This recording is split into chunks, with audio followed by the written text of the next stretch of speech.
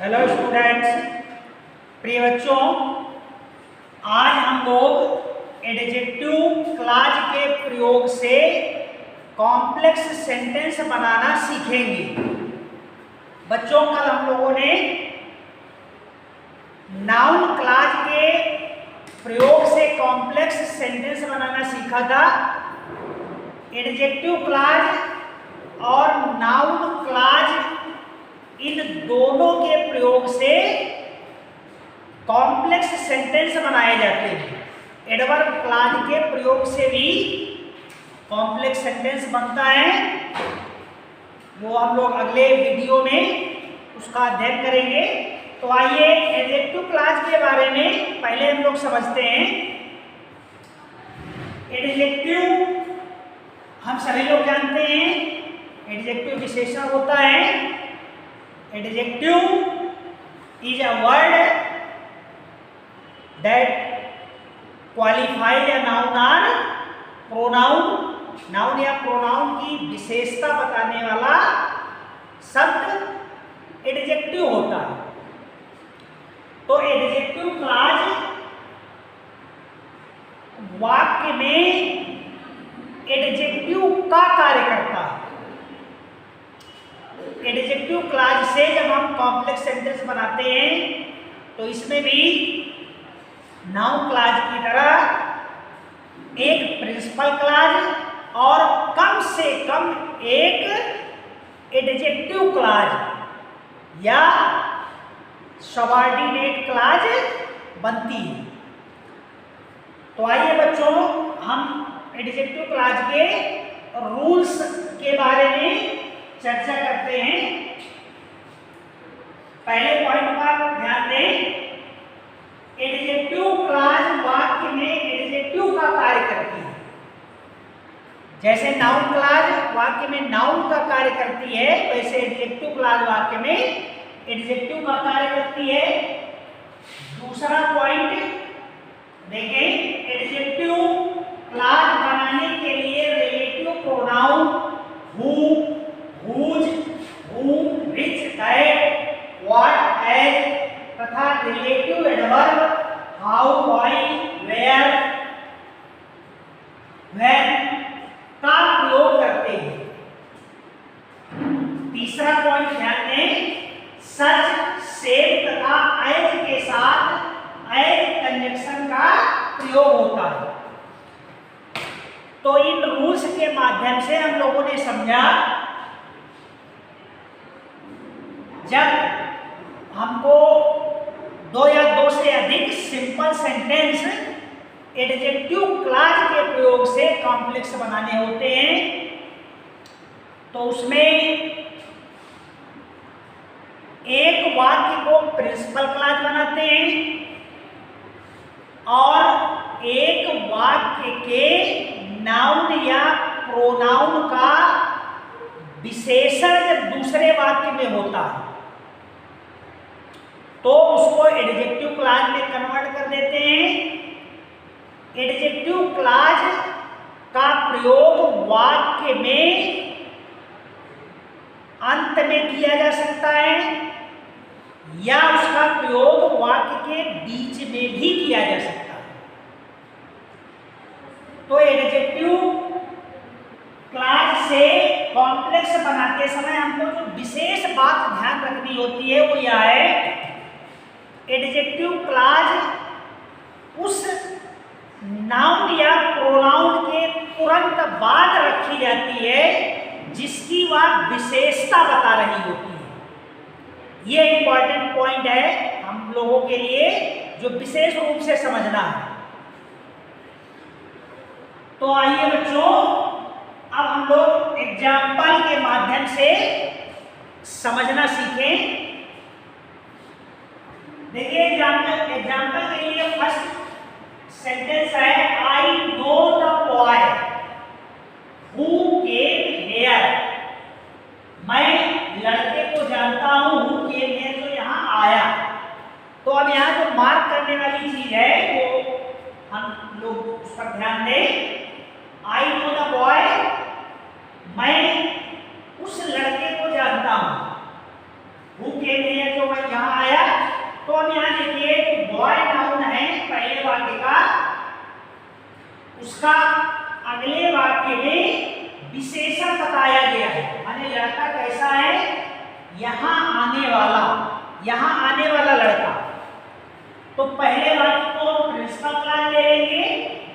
आइए हम लोग बनाते हैं एडजेक्टिव क्लॉज के प्रयोग से complex sentence.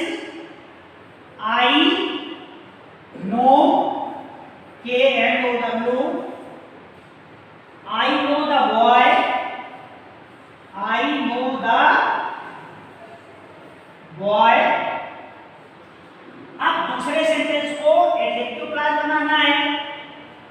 Who came here, तो अब यहां पर who relative pronoun as a conjunction प्रयोग करेंगे। Who came, CAME, who came here। तो ये कॉम्प्लेक्स सेंटेंस हम लोगों का बन गया है एडजेक्टिव क्लॉज के प्रयोग से। I know the boy who came here.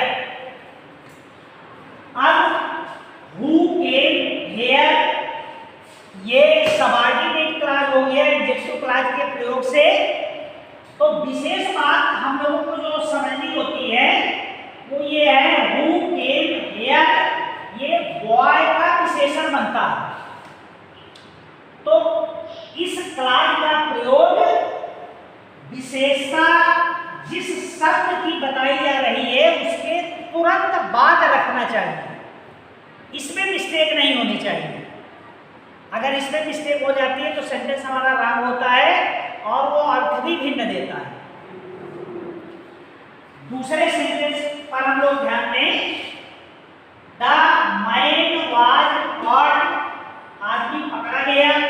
He stole my watch, उसने मेरी घड़ी चुराई। तो अब यहाँ देखिए द मैन सब्जेक्ट का अगले वाक्य में विशेषण बताया गया है, माने आदमी कैसा है, मेरी घड़ी चुराने वाला। तो दूसरे वाक्य को हम एडजेक्टिव क्लॉज बनाएंगे, पहले वाक्य को प्रिंसिपल क्लॉज लेंगे। तो आइए दूसरा सेंटेंस भी कॉम्प्लेक्स हम लोग बनाते हैं। The man was cot, the man was cot, CAUGHT, the man was cot.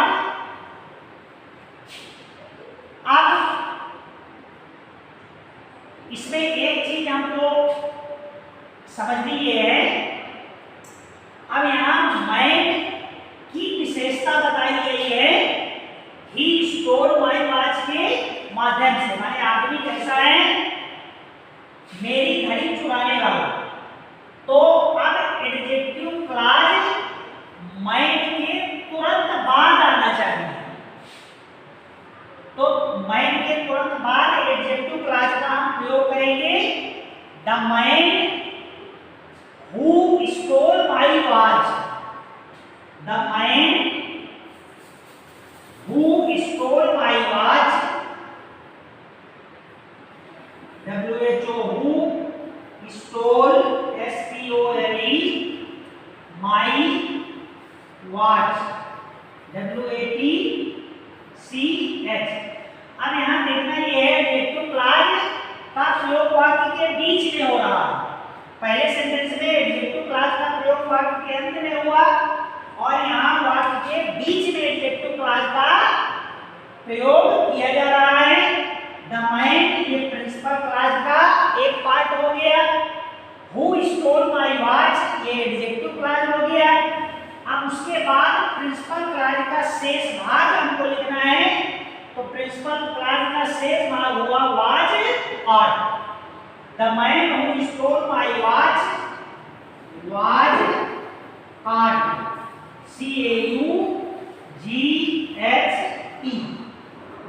तो ये बच्चों हम लोगों का कॉम्प्लेक्स सेंटेंस बन गया। The man who stole my watch was cot. तीसरे सेंटेंस पर ध्यान दें। अवॉइड स्टूडेंट्स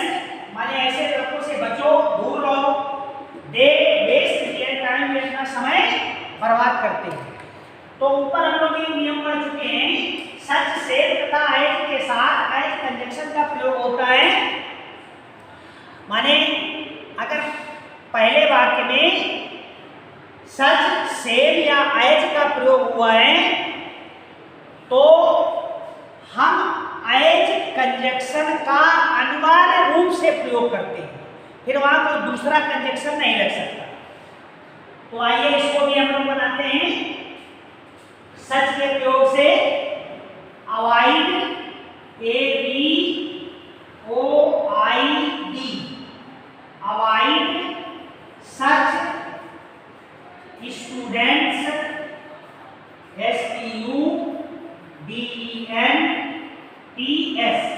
अब यहां हमें देखना ये है, पहले वाक्य में सच का प्रयोग हुआ है तो कंजक्शन केवल और केवल एज ही लग सकता है। एज कंजक्शन लगा देंगे, as avoid such students, as waste their time, WASTE, as waste their time, THEIRTIME। तो ये बच्चों हम लोगों का कंप्लीट कॉम्प्लेक्स सेंटेंस बन गया। Avoid such students as waste their time. ऐसे बच्चों से दूर रहो जो अपना समय बर्बाद करते हैं। तो ये एडजेक्टिव क्लॉज के प्रयोग से हम लोगों ने आज कॉम्प्लेक्स सेंटेंस बनाना सीखा। अगले वीडियो में एडवर्ब क्लॉज के प्रयोग से कॉम्प्लेक्स सेंटेंस बनाना हम लोग सीखेंगे। Very very thanks.